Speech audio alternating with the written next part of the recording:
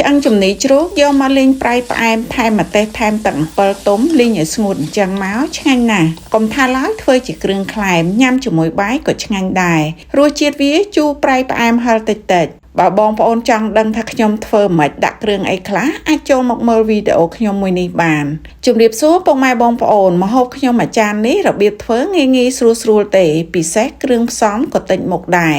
ស្រួលរកទិញកន្លែងណាក៏មានលក់សុទ្ធតែគ្រឿងទេសដែលបងប្អូនប្រើប្រចាំរាល់ថ្ងៃ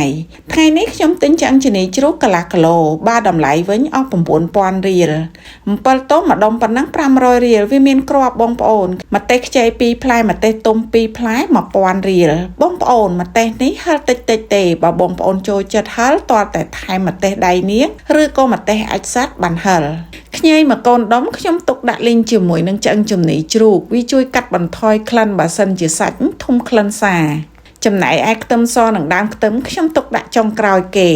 បន្ទាប់មកខ្ញុំលាយគ្រឿងឲ្យហើយដោយដាក់ម្សៅស៊ុបកន្លះស្លាបព្រាបាយស្ករស1ស្លាបព្រាបាយប៊ីចេងបន្តិចដែរទឹកស៊ីអ៊ីវ1ស្លាបព្រាបាយទឹកស៊ីអ៊ីវខាប់ខ្ញុំអត់ភ្លេចទេបងប្អូនខ្ញុំដាក់កន្លះស្លាបព្រាបាយដើម្បីជួយក្លិនផងនិងជួយពណ៌ម្ហូបផងទឹកសៀងខ្ញុំដាក់រាងច្រើនបន្តិច2ស្លាបព្រាបាយបើប្រេងខ្យងខ្ញុំប្រើតែ1ស្លាបព្រាបាយទេនិងចុងក្រោយគេទឹកអំពិលទុំបងប្អូនអំពិលទុំដែលខ្ញុំបង្ហាញបងប្អូនមុនហ្នឹងខ្ញុំលាយទឹកច្របាច់យកគ្រាប់ចេញនៅសល់ទឹកខាប់អញ្ចឹងកន្លះចានចក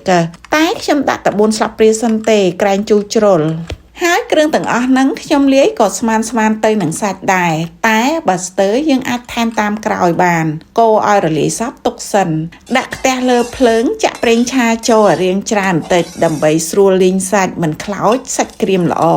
បន្ទាប់មកដាក់ខ្ញីដាក់ឆ្អឹងជំនីជ្រូកលីងទាល់តែឆ្អិនក្រៀមហើយបានខ្ញុំដួសប្រេងឆាចេញខ្លះចាក់គ្រឿងដែលលាយមិញចូលរងាស់ដោយប្រើភ្លើងតិចបានសាច់ចូលជាតិសព្វល្អ